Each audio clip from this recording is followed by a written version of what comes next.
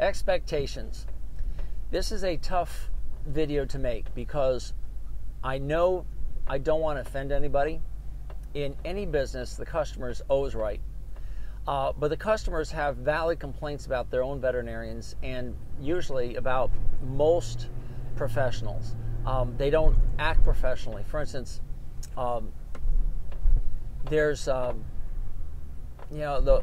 vet that doesn't answer his phone or doesn't return a phone call, leaves you hanging, doesn't show up when he says he's going to show up, shows up 3 hours late without any phone calls. In this day and age, with all the electronics that we have, it should be pretty clear cut that we should be able to call somebody and say, hey, I'm running 20 minutes late. And something that I try and do in my practice, because that allows somebody to do something else in the barn or do another activity like run to the house and go to the bathroom because she knows she doesn't have to be looking at the window because the vet isn't going to be pulling in the driveway when that happens. So courtesy and respect is the way I like to treat my clients. And I think most of the people who've used me know that that's the way I operate. On the flip side, sometimes I'll come to a barn and the owner's not there, or the horses are turned out, or I'm expected to put the halter on the horse when the horse looks at me and says, you ain't touching me, buddy. And I think a sign of respect for any professional that comes to your barn, especially the farriers, because they have it pretty tough too, but also the veterinarians, is to have the horse prepared and ready in the stall, ready to go with the halter on, and you go and catch the horse and present the horse to the professional. But what I mean by present is you hook on and you bring it right up to the professional and hand it off to them.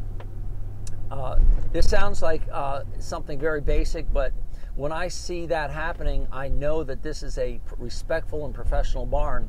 And when I don't see that happening, I know that it's not that you don't respect the professional.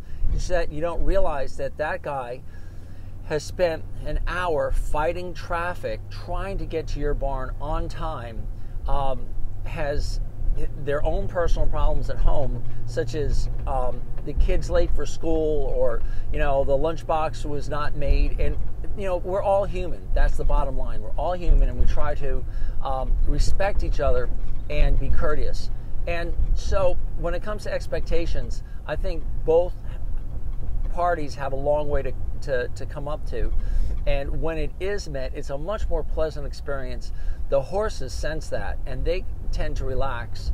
And overall, communication's established. And communication is everything. I mean, if we're talking horses and natural horsemanship and all that stuff, it all boils down to good communications. And without it, you're stuck. So I don't know if I'll put this on. I'll have to think about it. But if I do, it's because I think it's an important concept that we as horse owners and horse people need to understand, that we're all human. We're all in this game together. We aren't trying to fight each other. And the easier we make it for each other, the better off it is for everyone. There you go.